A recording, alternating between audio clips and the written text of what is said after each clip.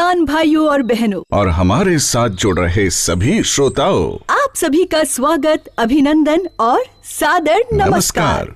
श्रोताओं, मैं हूँ ओपी राठौर और मैं हूँ रितिका। हम दोनों मिलकर पेश कर रहे हैं आपका मनपसंद और उपयोगी कार्यक्रम आधुनिक कृषि चौपाल, विज्ञान से किसान तक। श्रोताओं, ये अनूठा कार्यक्रम हम आप तक पहुंचा रहे हैं भारत सरकार के कृषि एवं किसान कल्याण मंत्रालय के सौजन्य से और आकाशवाणी नई दिल्ली के प्रयास से। किसान भाइयों और बहनों, इस कार्यक्रम में आपको मिलेगी नई और उपयोगी तकनीकों की जानकारी, वैज्ञानिक सलाह और लाभकारी सरकारी योजनाओं की जानकारी, जिन्हें अपनाने से आपकी आमदनी बढ़ेगी, जीवन में खुशहाली आएगी। तो ध्यान से सुनिएगा ये पूरा कार्यक्रम और जरूरी बातें, काम की बातें नोट करते रहिएगा। किसान भाइयों और बहनों, आज हम आपको बताने जा रहे हैं खरीफ की फसलों से ज्यादा पैदावार कैसे ली जाए और ज्यादा से ज्यादा आमदनी कैसे की जाए। इस बारे में वैज्ञानिक उपाय और तकनीकी जानकारी देने के लिए हमारे साथ जुड़ रहे हैं अनुभवी कृषि वैज्ञानिक। आधुनिक कृषि चौपाल में सभी वैज्ञानिकों का स्वागत और अभिनंदन। और हम स्वागत करते हैं हमारे साथ जुड़ रहे किसान भाइयों का भी, जो अपनी शंकाओं का, सवालों का यहीं पर तुरंत समाधान पा सकेंगे। किसान भाइयों और बहनों, चौपाल में चर्चा शुरू करने से पहले आपको सरकार के अहम कदम, एक नई पहल के बारे में बताना चाहेंगे। कृषि एवं किसान कल्याण मंत्रालय ने एक नई सोच, एक नए इरादे के साथ देश भर में विकसित कृषि संकल्प अभियान शुरू किया है।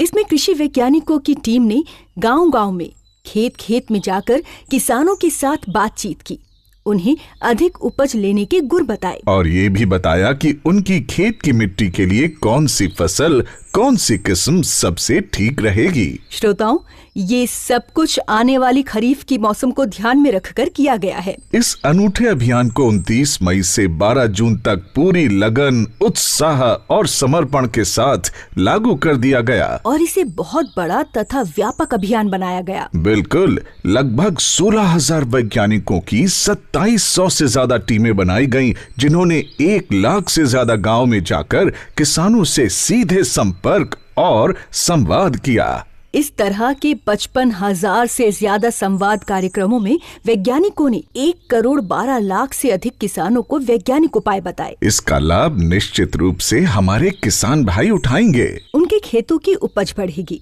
और उनकी आमदनी भी। श्रोताओं, खरीफ की फसलों में मुख्य रूप से धान, मक्का, बाजरा, कपास, गन्ना, मूंग की खेती की जाती है और आज हम उनकी उपज बढ़ाने के उपायों पर वैज्ञानिकों के साथ चर्चा करेंगे। तो सबसे पहले हम ये जानना चाहेंगे कि ये जो विकसित कृषि संकल्प अभियान चलाया गया, ये कितना सफल रहा और इसके अंतर्गत किसानों को खरीफ फसलों की उपज बढ़ाने की जो तकनीकें बताई गई, वो कितनी असरदार होंगी, उसका क्या लाभ होगा किसानों को। बेशक, इन सवालों का जवाब देने के लिए हमारे साथ हैं नई दिल्ली के प्रसिद्ध भारतीय कृषि अनुसंधान संस्थान के निदेशक doctor C.H. Srinivas Rao ji. Doctor साहब, स्वागत है आपका।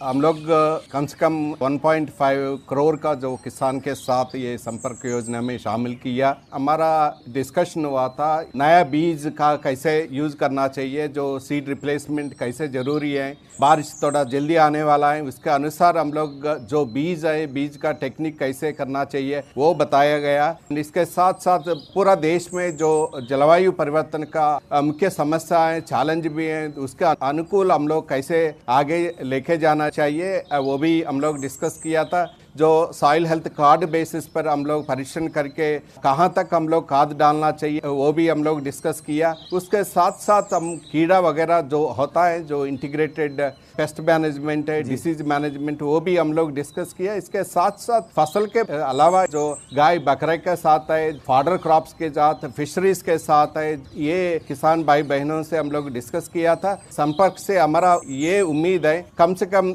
2 से 3% फसल का बढ़ोतरी होने के लिए संभावना है। श्रोताओ, खरीफ में बुआई से पहले हर किसान सोचता है कि कौन सी फसल लगाऊं, कौन सी किस्म चुनूं जो ज्यादा पैदावार दे, ज्यादा मुनाफा दे। इस अहम सवाल का जवाब दे रहे हैं भारतीय कृषि अनुसंधान संस्थान के संयुक्त निदेशक रविंद्र पडारिया। जैसे ही खरीफ मौसम आता है, किसानों की चिंताएं बढ़ जाती हैं और विशेषकर मौसम परिवर्तन के कारण। मैं सभी किसान भाइयों से यही अनुरोध करूंगा कि जब फसल प्रजाति या फसल का चुनाव करें तो ये ज़रूर ध्यान में रखें कि वर्षा के संबंधित में क्या सूचनाएं उपलब्ध हो रही हैं। विभिन्न माध्यम से जानकारी प्राप्त करनी चाहिए क्या होने वाला है, ताकि हम उस फसल और उस प्रजाति का चुनाव करें। हमें ये भी देखना है कि किस मिट्टी में कौन सी प्रजाति अच्छी होगी।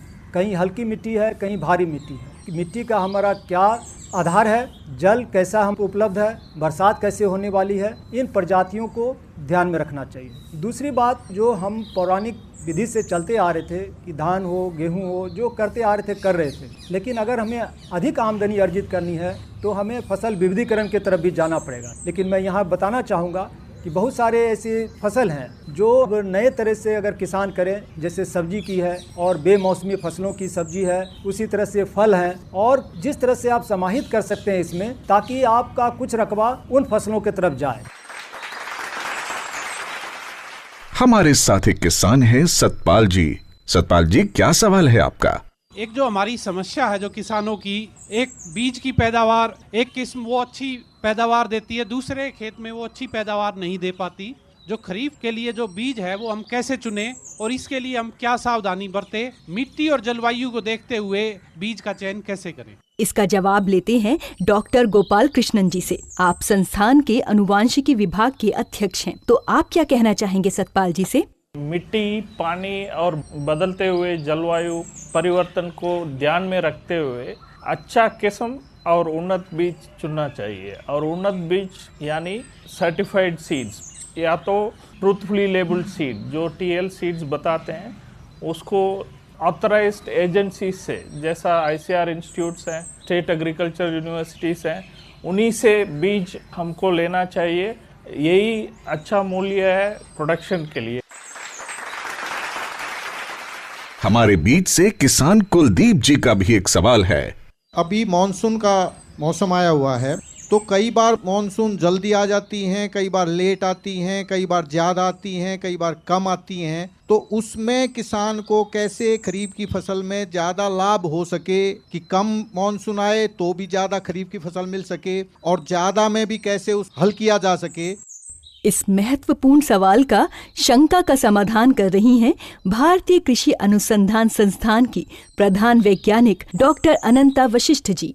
और मानसून में आप देखते हैं कि कभी बहुत ज़्यादा बारिश हो जाती है, कभी कम बारिश हो जाती है। तो इस बार जो बारिश होगी वो सामान्य होगी, और जैसे हमारा मध्य भारत है या दक्षिण प्रायद्वीप भारत है, उसमें सामान्य से भी अधिक बारिश होगी। लेकिन जो हमारा उत्तर पश्चिम का इलाका है, इसमें सामान्य बारिश होगी। तो इसके लिए सबसे पहले होता है कि आपको फसलों का चुनाव करना है। जैसे हमारी अभी कई प्रकार की फसलें लगती हैं। आपकी धान की फसल जैसे हमारी प्रमुख फसल है, इसके अलावा दलहनी फसलें हैं, सब्जी वर्गीय फसलें हैं। तो हमारी कई फसलें हैं जिनको पानी बहुत अच्छा लगता है, वाटर लविंग हम कहते हैं। तो हमको अभी से उसको प्रबंधन करना है उसके हिसाब से, क्योंकि जलवायु परिवर्तन की वजह से मौसम में काफी विविधता है। हमने कहा कि मानसूनी वर्षा तो सामान्य होगी, लेकिन इसका वितरण कैसा होगा। कई बार आप देखते हैं कि जो बारिश जो है 3-4 दिन होने वाली है, वो बारिश आपकी 1 या 2 दिन में ही हो जाती है। कई बार तो 4-5 घंटे में बरस जाता है पूरा पानी। तो उससे क्या होता है कि वाटर लॉगिंग जैसी समस्या आ जाती है हमारे खेतों में। और जो भी फसलें हमारी हैं, अगर आपने सब्जी वर्गीय फसलें लगाई हैं या दलहनी फसलें लगाई हैं, तो उसमें वाटर लॉगिंग से उनकी फसलें खराब होने की समस्या आ जाती है। ड्रेनेज की व्यवस्था कीजिए, पानी की निकासी की करें।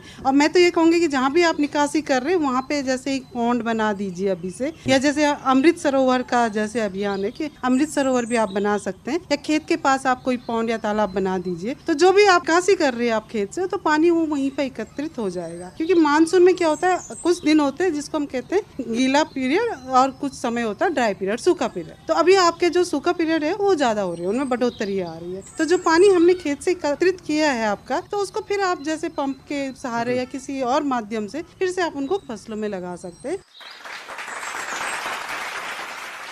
किसान भाइयों और बहनों, मौसम से आगे बढ़कर अब बात करते हैं मिट्टी की, मिट्टी के स्वास्थ्य की। भारत सरकार द्वारा मृदा स्वास्थ्य कार्ड की एक बड़ी योजना चलाई जा रही है। किसान भाई इसका लाभ कैसे उठाएं? बता रहे हैं संस्थान के मृदा विज्ञान संभाग के अध्यक्ष डॉक्टर देवाशीष मंडल जी। देखिए, मृदा स्वास्थ्य कार्ड एक बहुत ही महत्वपूर्ण विषय है। मृदा स्वास्थ्य कार्ड आप देखेंगे तो इसमें आपको लगभग 12 जो पैरामीटर्स हैं, जिसको हम मापदंड बोलते हैं, उसका जानकारी आपको मिलता है। जैसे उसमें pH है, EC है, जैविक कार्बन का मात्रा, उपलब्ध नाइट्रोजन, उपलब्ध फास्फोरस, उपलब्ध potassium, zinc, iron, copper, manganese, boron और सल्फर, ये 12 पैरामीटर का जानकारी आपको मिलता है। तो इसके अनुसार आपको अच्छा करने के लिए उसका जो मांग है उस भूमि में, जो उसमें हम कौन सा फसल लेने जा रहे हैं, क्योंकि अलग अलग फसल की मांग अलग अलग मात्रा में होते हैं। जो उर्वरक है उसका अगर प्रबंधन करेंगे तो आपका लागत भी उस हिसाब से कम होगा और पैदावार अच्छा होगा। और दूसरा है कि जो पर्यावरण में जो नकारात्मक जो प्रभाव है वो भी बहुत कम होगा। डॉक्टर मंडल, इसी से जुड़ा एक सवाल है किसान विजेंद्र का। इनकी शंका का भी समाधान कीजिए। हम यूरिया और DAP का उपयोग करते हैं, लेकिन खरीफ फसल के बेहतर उत्पादन के लिए हमें कौन कौन से उर्वरकों का उपयोग करना चाहिए? देखिए, केवल यूरिया और DAP किसी भूमि में डालने से बहुत अच्छा नहीं होता है, लेकिन अधिकतर किसान अगर उर्वरक की बात है तो यूरिया और DAP डालते हैं। सभी लोग जानते हैं कि यूरिया में नाइट्रोजन लगभग 46% होते हैं और DAP में नाइट्रोजन 16% और फास्फोरस 46% होते हैं। लेकिन आपको बेहतर पैदावार लेने के लिए 17 आवश्यकीय पोषक तत्व में ध्यान देना चाहिए, ना कि केवल 2 पोषक तत्व के ऊपर ध्यान देने चाहिए। इसके अलावा भी जो लगभग 15 उर्वरक हैं वो आपको डालना चाहिए। तो उसको डालने के लिए अलग अलग जो साधन है वो उसका आपको इस्तेमाल करना चाहिए। अगर बहुत ही संक्षेप में मैं बताना चाहूँगा तो ये कह सकता हूँ कि जैविक खेती और जो जैविक साधन आपके पास है, जैसे कंपोस्ट है, गोबर का खाद है, हरी खाद है, इसके साथ साथ उचित मात्रा में आपको रासायनिक का इस्तेमाल करना चाहिए और पर्यावरण में जो हानिकारक प्रभाव है वो भी थोड़ा कम हो जाएगा। श्रोताओं, खरीफ की फसलों की तरफ मुड़ें तो धान सबसे प्रमुख फसल है और धान की सीधी बिजाई एक नई और क्रांतिकारी तकनीक है जिसे अपनाने की सिफारिश भी की जा रही है। इस तकनीक और इसके लाभों के बारे में बता रहे हैं डॉक्टर SS राठौर, अध्यक्ष सस्य विज्ञान संभाग, भारतीय कृषि अनुसंधान संस्थान, पूसा, नई दिल्ली।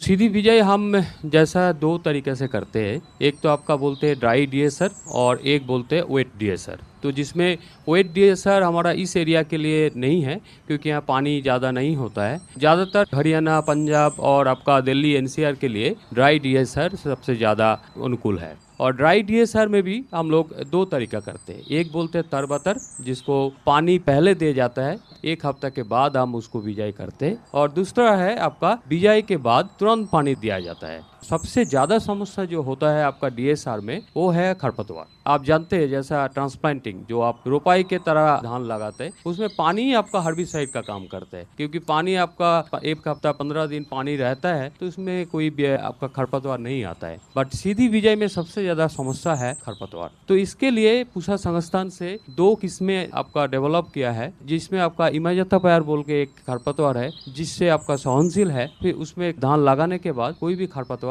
नहीं आता है आप इमाजथा का स्प्रे करेंगे तो ऐसा ही है। 1500 पूसा बासमती 1509 जिसका सुधार करके हम बनाया है पूसा बासमती 1985 और पूसा बासमती 1121 जिसका सुधार करके हमने बनाया है पूसा बासमती 1979। ये दोनों किस्में जो है आपका इमाजथापायर से सहनशील है, तो ये दोनों किस्में आप लगा सकते हैं। इसके बाद खाद के मात्रा जो है आप 50 किलो DAP और 30 से 40 किलो MOP और 10 किलो जिंक रख सकते हैं। और बिजाई से पहले आप इसको सीड ट्रीटमेंट जरूर कीजिए और सीड ट्रीटमेंट के लिए आप बेबिस्टिन का घोल 10 लीटर पानी में उसके साथ 2 ग्राम स्टेप्टोसाइक्लिन मिला दीजिए। तो सीड ट्रीटमेंट करके आप 8 किलो जो बीज है 10 लीटर पानी में डाल के इसको भिगा दीजिए ओवरनाइट और उसके बाद सुखा के थोड़ा सा छाया में फिर इसको आप बिजाई कीजिए। जब आप बिजाई करने के बाद कोई खरपतवार नहीं डालना है, 48 घंटे के बाद आप पेंडिमिथलिन बोल के एक हर्बिसाइड आता है जो प्री इमरजेंस है, इसको आप 1200 से 1500 ml लेके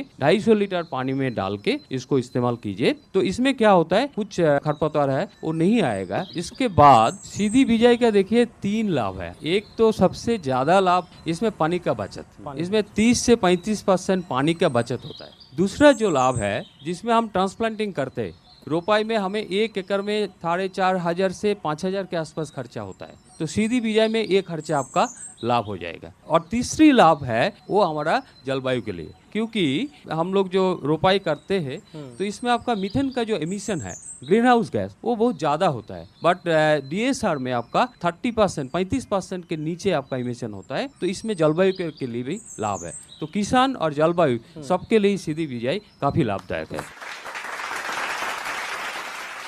आधुनिक कृषि चौपाल पर फसलों पर अपनी चर्चा आगे बढ़ाने से पहले ये जानते हैं कि जलवायु परिवर्तन की चुनौती से किसान भाई कैसे निपटे, क्या उपाय किए जाएं? ये अहम जानकारी दे रहे हैं डॉक्टर CH श्रीनिवास राव जी। आजकल जो कृषि में मुख्य समस्या है, एक जलवायु परिवर्तन है, जो मानसून का इश्यूज है, इसके बाद लास्ट में मार्केट्स है। ये दोनों मुद्दा मानसून एंड मार्केट्स को डील करने से हम लोग का खेती भारत में काफी तरफ सक्सेस होगा। पानी का सही सा बंदोबस्त करना चाहिए। जो पानी है को हम कोई फार्म पॉन्ड के रूप में ये संरक्षण करना चाहिए। उसके साथ साथ जैसा हमारा साथी लोग बताए तो इसको माइक्रो इरिगेशन वगैरह भी देना चाहिए। लेकिन जब पानी का हम लोग फार्म पॉन्ड में हम लोग इकट्ठा कर दिया तो उसके साथ साथ हम एग्रो एडवाइजरी को ध्यान रखना चाहिए। आजकल IRI पूसा संस्थान भी एग्रो एडवाइजरी देता है। अगले 2 दिन में बारिश आ रही, उस समय में ये पानी नहीं यूज नहीं करना चाहिए। जो हमारा फार्म पॉन्ड में संरक्षण होना चाहिए, जब जरूरत है तो वो क्रिटिकल स्टेजेस में होना चाहिए। उसके साथ साथ जो लेट होने से हम लोग लंबी वाला बीज से शॉर्ट ड्यूरेशन बीज लेना चाहिए था, और भी थोड़ा लेट होने से हम लोग इन दलहन का क्रॉप से सीरियल क्रॉप्स को वो लोग लेके जाना चाहिए। इनके अनुसार जो बारिश कम होने से हम खाद जो पहले हम लोग रिकमेंड किया था 100 किलो 120 किलो उतना ज़्यादा नहीं डालना चाहिए, इससे नहीं तो नुकसान भी होगा, देन हमारा खर्चा भी ज़्यादा होगा। इस सिलसिले में एक सवाल ये भी उठता है कि क्या मौसम का पूर्वानुमान लगाकर फसलों को कीड़ों के प्रकोप से बचाया जा सकता है? क्या इसके लिए कुछ योजना बनाई जा सकती है? ये अहम जानकारी दे रही हैं डॉक्टर अनंता वशिष्ठ। तो हमारे संस्थान ने काफ़ी फॉरवार्निंग मॉडल बनाए हैं, और जैसे कि मौसम में जो आर्द्रता होती है और तापमान होता है, तो इसका कीड़े और बीमारी आने पर इसका काफ़ी सकारात्मक रिलेशनशिप है। तो इसके लिए हमारे संस्थान ने या हमारे भारतीय अनुसंधान संस्थान के अलावा और भी जो हमारे रिसर्च इंस्टीट्यूट हैं, उन्होंने कई फॉरवार्निंग मॉडल डेवलप किए जो मौसम आधारित है। अभी धूप लगी है, शाम तक आप देखेंगे कि बारिश आ रही है, तो कई बार आपका फसल में कीड़े हैं या बीमारियां हैं, आपने देखा कि मौसम अच्छा खुला हुआ है तो जाके उसमें छिड़काव कर लिया और शाम को आपका बारिश आ गया, तो आपका वो सारा जो भी कीटनाशक था या जो आपने बचाव के लिए छिड़काव किया है वो सारा आपका पानी से धुल जाएगा। मेघदूत ऐप है जो हमारा भारतीय कृषि अनुसंधान परिषद और भारत मौसम विभाग ने उन्होंने साथ में मिलकर बनाया है। तो ये मेघदूत ऐप जो है आप जरूर अपने मोबाइल में डाउनलोड करिए। हमारे साथ किसान बलजीत आर्य हैं। इनका भी जलवायु परिवर्तन से जुड़ा एक सवाल है। सूखा या बाढ़ जैसी आपदा की स्थिति में खरीफ की फसल के रक्षा के लिए आकस्मिक क्या उपाय करने चाहिए? बलजीत जी, आपके सवाल का जवाब देने के लिए हमारे साथ जुड़ रहे हैं वैज्ञानिक डॉक्टर प्रलय भौमिक, आनुवंशिकी संभाग, भारतीय कृषि अनुसंधान संस्थान, नई दिल्ली। जहाँ सूखा प्रभावित क्षेत्र है वहाँ हमको जैसा आकस्मिक फसल प्रणाली उसके अंदर में जो योजना दिया है, जैसा कि सूखा अलग अलग समय में आएगा, लेकिन क्या है कि उसके साथ हमको इनपुट्स को रेडी रखना है। जैसा कि उस समय में जो वैरायटी चाहिए, उस समय में उसका मंजी चाहिए, बीज चाहिए, वो सबको हमने कम्युनिटी नर्सरी के हिसाब से, क्योंकि पहले ही रेडी रख देंगे नहीं आएगा तो भी नष्ट होता है, तो कुछ परसेंटेज एरिया के लिए हमको कम्युनिटी नर्सरी पद्धति द्वारा उसको कर सकते हैं। ये बहुत अच्छा तरह से सहकार पद्धति से बहुत अच्छा चलेगा। दूसरा है कि जैसा हमने कहा तो मिट्टी के अंदर में मॉइस्चर को बढ़ाना है, तो उसमें मल्चिंग की पद्धति है कि नेचुरल फार्मिंग जो प्राकृतिक खेती में आपका मिट्टी के अंदर में जो पानी को जो पकड़ने का जो शक्ति है वो अच्छी रहेगी। तो वो भी जहाँ जिस क्लाइमेटिक जोन्स में उसका अच्छा है, जिस फसलों के लिए जिस हाई वैल्यू क्रॉप्स है उसमें वो भी हमको करना चाहिए। और जो स्टोरेज करने के बाद इसको अच्छी तरह से जल उपयोग क्षमता बढ़ाने के लिए हमने जो पद्धति बताया, जैसा टपक सिंचाई हो या छिड़काव की सिंचाई हो, तो उसको हमने यूज़ करना चाहिए। अभी बाढ़ की परिस्थिति में जब बाढ़ आ जाता है तो उसमें भी यही संदेह होता है कि वो किस समय में आया। अगर बरसात शुरू होने के बाद ऋतु का बिगिनिंग में ही अगर आ गया, किसान के पास बहुत समय बचा है, उसमें कुछ ऐसा फसल कर सकता है जिसका लंबा अवधि को भी कर सकता है, मीडियम ड्यूरेशन भी, जैसा धान की बात। लेकिन अगर मिड स्टेज में आता है तो वो दान कर नहीं पाएगा, दूसरा फसल को करना पड़ता है, जैसा दलहन हो या तिलहन हो उसको करना पड़ेगा। इसमें क्या है, फसल विविधीकरण को ध्यान में रखते हुए जो कम पानी जिसका है उसको प्लान करना पड़ेगा उसके अंदर में। जैसा भारत में हर जगह में फ्लैश फ्लड होता है, जो सडनली आकस्मिक रूप से आ जाता है, तो उस समय में जैसा स्वर्णा सब-1 जैसा वैरायटी है जिसमें ICR ने अपना योगदान दिया है, तो उसको अच्छी तरह से रिजल्ट है। लेकिन जहाँ पारंपरिक पद्धति में जैसा धीरे धीरे पानी बढ़ के जो होता है, जैसा बिहार से लेके ईस्टर्न उत्तर प्रदेश से लेके उड़ीसा से लेके वेस्ट बंगाल से लेके, वहाँ क्या है कि वहाँ का सूटेबल वैरायटी से, जैसा वेस्ट बंगाल और उड़ीसा में वर्षाधान है, दुर्गा है, तुलसी है, उसको हमको लेना पड़ेगा। अब हम चर्चा को आगे बढ़ाते हैं किसानों की आमदनी की ओर। बिल्कुल, तैयार उपज की बाजार से अच्छी कीमत कैसे मिले, ये जानना भी जरूरी है। और ये काम की बात, आमदनी बढ़ाने की बात बता रही हैं प्रधान वैज्ञानिक डॉक्टर हरवीर सिंह जी। सबसे पहले तो कटाई उपरांत आप अपनी फसल को भंडारण करें सही से और सही दिशा में, यानी कि उसमें नमी की मात्रा उचित मात्रा हो। उसको एकदम से कटाई के तुरंत बाद कभी भी बाज़ार ना ले जाएं। बाज़ार जाने से पहले अपने आसपास से, अपने किसान साथी भाई से, अपने जानकार व्यापारी से, और बहुत सारी चीज़ें ऑनलाइन उपलब्ध है जिसमें एगमार्क नेट है, ई-नाम है, वहाँ पे आपको डेली के जो प्रतिदिन के प्राइस होते हैं, प्रचलित भाव बाज़ार के, वो आपको जानकारी मिल जाती है। उसके अनुसार आप अपना निर्णय करें कि मुझे अपना उत्पाद किस समय कौन से मार्केट में कितनी मात्रा में लेके जाना है। आप अकेले ले जाने के बजाय किसानों का समूह बना सकते हैं, सब साथ में ले जाएंगे सामान, तो प्रति यूनिट जो लागत होगी वो कम होगी। किसान भाइयों और बहनों, आप फसल विविधीकरण अपनाकर भी उसी खेत से अपनी आमदनी बढ़ा सकते हैं। यानी मुख्य फसल के साथ कुछ अन्य फसलें भी उगाएं और अतिरिक्त आमदनी पाएं। तो इस खास जानकारी के लिए चलते हैं डॉक्टर BS तोमर जी के पास, जो भारतीय कृषि अनुसंधान संस्थान में शाक सब्जी विज्ञान विभाग के अध्यक्ष हैं। दिल्ली की विशेष रूप से मैं बात करूं तो यहाँ पे बारिश के मौसम में धान और सर्दी के मौसम में गेहूं या सरसों या कुछ क्षेत्रों में सब्जी फसलों की भी खेती हमारे किसान भाई कर रहे हैं। और आवश्यकता है कि उनको इसको भी करने के साथ साथ धीरे धीरे अपने खेती की पत्ती में बदलाव लाने की ज़रूरत है, जिसमें पत्तेदार सब्जियां, जिसमें बारिश के मौसम में हमारे किसान भाई पालक को अगेता उगा करके अच्छा पैसा ले सकते हैं, चौलाई उगा सकते हैं और विलायती पालक लगा सकते हैं। इसके साथ साथ जो है और जो अगेती फूल गोभी है उसको उगाया जा सकता है। उसकी अभी पोट डालने का समय आ गया है, उसमें पूसा मेघना जैसी किस्मों को हमारे किसान भाई चुन सकते हैं, या बैगन की खेती को अपने यहाँ बढ़ावा दे सकते हैं। और बागवानी फसलें जिनका मैंने चर्चा किया, इनकी जो अवधि है वो कम होने के कारण किसान को कम समय में 2 फसलें ले सकता है। जब तक हम धान की 120 से 130 दिन में फसल लेते हैं, तब तक हम सब्जी की 2 फसलों को ले सकते हैं। तो विविधीकरण हमारी आज की आवश्यकता है और समय की मांग है। और शहरी क्षेत्रों में, विशेषकर जो पेरी अर्बन क्षेत्र हैं, उनमें हमें बागवानी फसलों को अपनाने की आवश्यकता है। डॉक्टर हरवीर जी, बाजार के बारे में हमारे किसान कुलदीप सिंह आपसे एक सवाल पूछना चाहते हैं। मेरा सवाल है कि खरीफ की फसलों में ट्रेडिंग के लिए किसान को कौन कौन से प्लेटफार्म हैं, हमें बताया जाए। जहाँ तक बाजार की बात है, उसमें भी उन्नत तकनीक बहुत सारी हमारे सामने हैं, जैसे कि ई-नाम उनमें से एक है, जिसको राष्ट्रीय कृषि बाजार कहा जाता है। वहाँ पे आप अपना रजिस्ट्रेशन करा के न केवल आसपास की बल्कि पूरे देश की मंडियों की जानकारी, उनके भाव, क्या प्रचलित भाव है, उस सब की जानकारी आपको मिल सकती है। दूसरा ये है ई मंडी के अलावा कि हमारे पास कुछ बहुत सारे प्राइवेट प्लेयर्स हैं, जैसे कि देहात, निंजा कार्ट और कुछ बहुत सारी प्राइवेट कंपनी है जो कॉन्ट्रैक्ट फार्मिंग भी करती है। उसमें आपको फ़ायदा ये होता है कि आपका भाव आपको मालूम रहता है पहले से कि क्या मुझे भाव मिलेगा। तो एक तरह से जो बाजार का रिस्क होता है वो बहुत हद तक कवर हो जाता है कि आपको तयशुदा भाव मिलेगा ही मिलेगा। हमारे साथ एक और किसान है ज्ञान सिंह जी। इनका भी आमदनी बढ़ाने से जुड़ा एक सवाल है। खरीफ फसल के लिए किसान अपनी अतिरिक्त आमदनी कैसे कर सकता है? इसका जवाब दे रहे हैं भारतीय कृषि अनुसंधान संस्थान पूसा नई दिल्ली के प्रधान वैज्ञानिक डॉक्टर जय प्रकाश सिंह डबास जी। कि किसान जो पैदा खर्चा कर चुका है, लेकिन उसे लाभ उठाने के लिए एक तो प्रोसेसिंग, वैल्यू एडिशन और ग्रेडिंग और उसकी कैसे मार्केटिंग करनी है, ये सारी बात उसमें आ जाती है। जैसे अभी खरीफ की बात चल रही है, खरीफ में किसानों भाइयों को बीज भी खरीदना है, खाद भी खरीदना है, दवाइयाँ भी खरीदनी है। जब वो अलग अलग दवाई लेने जाते हैं दुकान पे तो उनको ज़्यादा पैसा देना पड़ता है। लेकिन ये संगठन जो हमारा FPO बना है या कोऑपरेटिव सोसाइटी है या जो किसानों का क्लब है, ये उसको सारा क्लब करके एक साथ खरीदते हैं तो बीज भी सस्ता मिलेगा, उसकी गुणवत्ता भी अच्छी होगी, साथ साथ में जो हमारी दवाइयाँ हैं उनकी गुणवत्ता भी अच्छी होगी, वो भी सस्ती मिलेगी।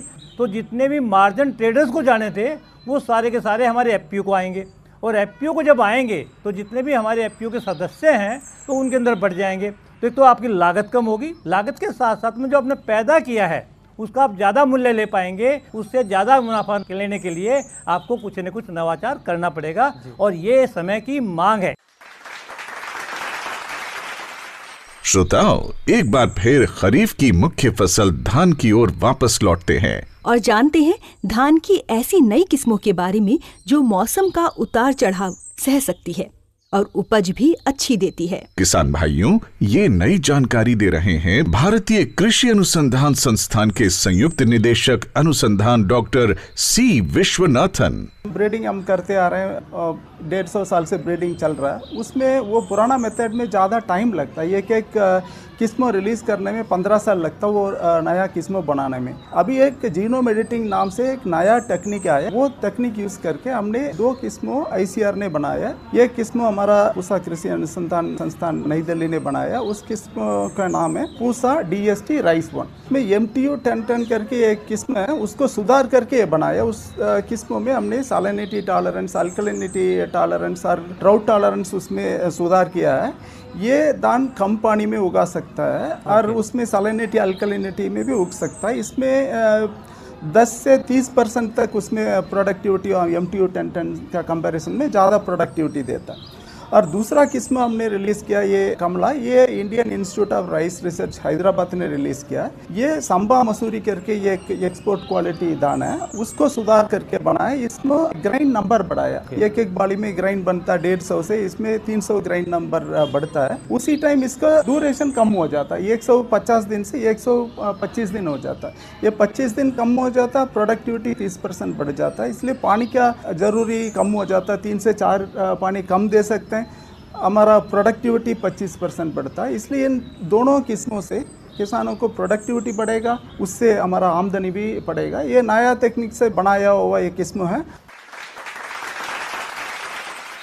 किसान भाइयों और बहनों, आपके साथ बातचीत करते हुए समय का पता ही नहीं चला और हम आ पहुँचे आज की आधुनिक कृषि चौपाल के आखिरी पड़ाव पर, यानी समापन की ओर। लेकिन इससे पहले हम धन्यवाद देते हैं, आभार प्रकट करते हैं उन सभी वैज्ञानिकों का जिन्होंने हमारे किसान भाइयों को उपयोगी जानकारी दी। हमें पूरी आशा है कि खरीफ के मौसम में इन जानकारियों का लाभ उठाकर किसान भाई खेत की पैदावार बढ़ाएंगे और अपनी आमदनी भी, खुशहाली भी। हम उन सभी किसानों का भी धन्यवाद करते हैं जिन्होंने इस बेहद खास चर्चा में भाग लेकर कार्यक्रम को अधिक उपयोगी बनाया। किसान भाइयों और बहनों, आपको हमारी आज की आधुनिक कृषि चौपाल कैसी लगी, जरूर बताइएगा। और ये भी बताइए कि कार्यक्रम आपके लिए अधिक लाभकारी और रोचक बनाने के लिए हम क्या कर सकते हैं। आपके सुझाव चाहिए हमें। आप अपने खेत खलिहान की सफलता की कहानियाँ भी हमसे साझा कर सकते हैं। आपकी ईमेल का हमें इंतजार रहेगा। ईमेल भेजने के लिए